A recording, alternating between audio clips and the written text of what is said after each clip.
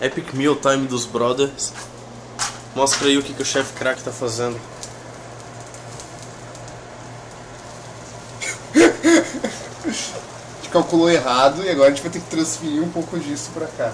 Tá fervendo, cara. Batida do coração. Velho, a gente tá muito fudido. Tá vibrando, cara. Pera aí, O coração tá batendo? pera aí. Olha que coisa de gênio. É. Nossa, cara, isso não vai dar certo. Não, não vai. Me ajuda aqui. Você usar o escudo do Capitão América. Velho. Tá, cara. Ai. Ô, sushi. Dá uma pegada maior aí. Sushi não tem pegada, né, cara? Vamos se fuder, vamos se fuder, vamos se fuder, vamos se fuder, vamos se fuder. Nossa.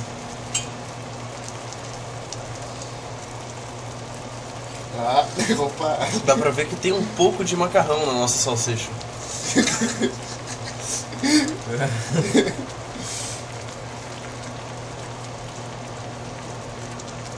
Tá, vai. Tem ali, Peraí, ó. peraí. Tem Tá, tem então, tentáculo ali. Peraí, opa. É o Cthulhu, a gente tá cozinhando o Cthulhu. Essa porra respinga.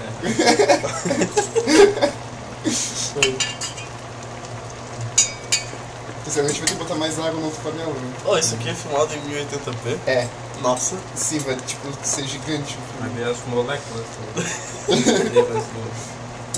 Peraí. Isso aqui deve ajudar. Uau! Nossa, Nossa. cara. Pô, agora sim, cara. Animação profissional.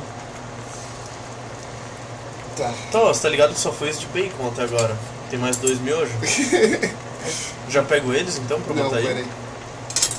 O miojo. Véi, vamos botar queijo nisso depois, cara. Ah, queijo demais. A gente devia misturar todos os sabores, velho. Estragar Pô, tudo. eu também acho, cara. Eu também estragar acho. vai ser bacon, calabresa e...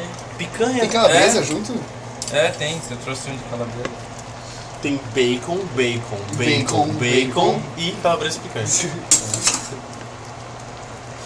Bacon. O Alisson Pô, vai bota ficar, aí embaixo o Alisson vai ficar tão triste que a gente fez isso e não convidou ele.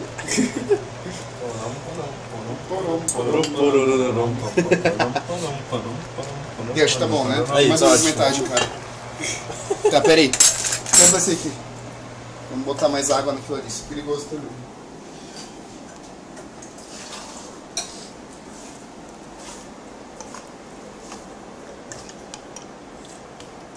Acho que assim deu. É, a gente volta depois.